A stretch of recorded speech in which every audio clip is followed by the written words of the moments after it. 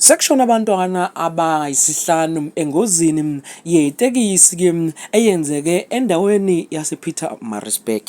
Angibambe ithuba osipha lona ngazo zombili. Ngibonga indlebe nehlo osipha lona. Igama uThandanani wakamnguni. Sawubona Mbokeli. Kushone abantwana abahlanu abanye emaphuhlunyiswe ebhedlela ngesikhathi itekisi elilayisha abafundi liphaphalaza ke liyozithela esakhiweni ke senkulisa isenzokuhle preschool e-unit 18 eMbali.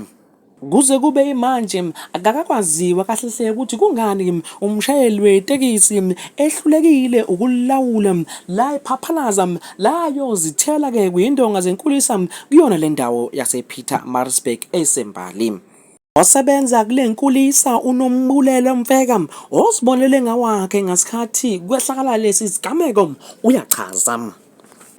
Bengisapheka iparish lengane lapha ekitchen ekseni ngokuthi abantwana vele bamkelwa yimina ekseni benginabo ngale ngemuva kulama class angemuva ngingabafakile kulama class ala ngaphambili ngesimanga sokuthi ngifuna ukubabona ngoba abantu abagadwa njalo kufanele ukuthi ihlo lakho lihlale likubona ngaso sonke isikhathi kuze kufike othisha babo kade besawu5 ngaleso sikhathi babesayisekseni kakhulu bengakafiki bonke. Isigameko lesi mina angiyibonanga imoto bengisuka la empompini kodwa ngithe mangifika ngaleni kwakhona into ethi angibasuse kulomnyango lo ngala eduze kwala kushayiseke khona ngibase kulomnyango lo ngale kwami kwasekitchen ngabasusa ngabe bedlala ibhola ngathi msani kuye eminyango wozani ngala ngakumina khona ngizonibona ngaso sonke isikhathi angifuni ngale ngase ngibachithela ama toys phansi ngithe ngiqeda nje ngiphuma kwakukhala umsindo nje ongakazi uzubona mangibheka ngemuva ziyakhala ingane zabantu phakathi sengiyithathile nalezi ngoba seziyakhala sezikumina lapha yana ekitchen kwayikhathi ngiza ngala sengibaleka nabo phela abantwana ngiza ngala ngaphambili ngoba ngenzela ukuthi babuka mina ngoba phela bajwayele mina sengiza nabo ngala ngiyamemeza manje ngimemeza abantu bafika nomakhelwane sebezolekelela ingane zabantu zigcwele imoto zashona ingane zabantu zalimala imoto ibigcwele ingane bese ilelela phansi ingane ezinye ishonele khona la into ebengakaze ngize ngiyilindele empilweni yami ukuthi khona inkulisa la ingane ezincane zizobona into embi kangaka yenzeka la phambi kwazo. Umnumzane indaba ezinhle Sibiya oqhamuka ngaphansi kwe-Department of Transport naye ubeke amazwi akhe ngafica wakubona endaweni yesigameko. Yeah, we are very saddened by what has happened here at Senzokuhle Preschool. This morning, the MEC for Transport and Human Settlements, Bonso Duma, received a call from the traffic ambassador, and I'm informing him about this horrific accident. What is very worrying is that look, according to the neighbors who witnessed the accident, apparently the taxi driver he decided to jump out of the moving minibus taxi, and the learners were screaming as it plunged into this preschool. That is why the MEC Bonso Duma has suggested that let's allow the police, the investigating unit within the SAPS, to do a thorough investigation. And there is a team that the MEC has assigned to visit the families of the affected children. We have also interacted with the families here, expressing our deepest condolences on behalf of the MEC.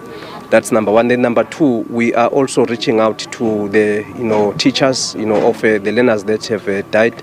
Some of the learners are from the high schools as well as the primary schools from around here. The MEC will be working with the MEC for Education, Sipho Hlomoga, and the MEC for Health, Noma Kukusmelane, to ensure that at least we are closer to the affected families, and that we plan the mass funeral of the children that have departed.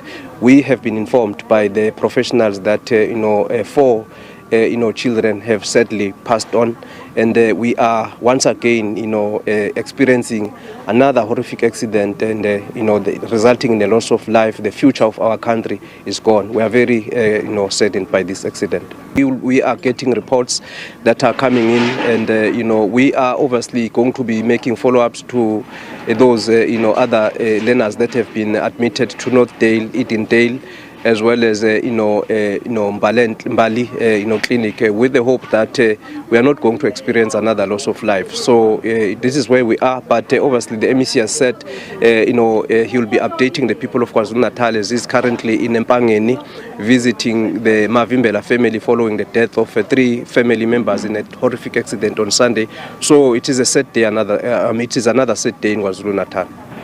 Leyo bekuyinkulumo kaNdaba Ezinhle Sibiyam eveza ngokuthi omakhelwane abazibonele ngokwabo bathi umshayeli wetekisi ebelilayishe abafundi uke waphuma wabaleka itekisi lihamba, walibuka itekisi lawuzishaya kwisakhiwo esawo lapha inkulisa iyona lena iseNzokuhle preschool ekhona lapha unit 18 eMbali. Waphinde waveza futhi ukuthi MEC Transport Department of Transport uSiboniso Duma ngokubambisana no MEC waka Education uSipho Ohlomuka kanye no MEC wakwa Health uNomagugu Simelane bathi bazohlanganisa amakhanda babone ukuthi imindeni bangayihlangabeza ngani, esingabala khona nje umngcwabo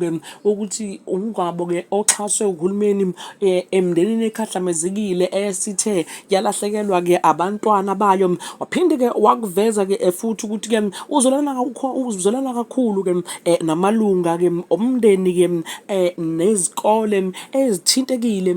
Wasephinde edlulisa amazwi enduduzo una wonke amalunga omndeni noma emndeni ethintekile ngaso sona lesi sigameko esehle endaweni yase Pietermaritzburg. Kanti asikutshele ukuthi lembiko kumbe amazwi abakhuluma la siqaphulela phana ekhasini le SABC News. Igama nguthanani wakwamnguni, asihlangane odabeni olulandelayo.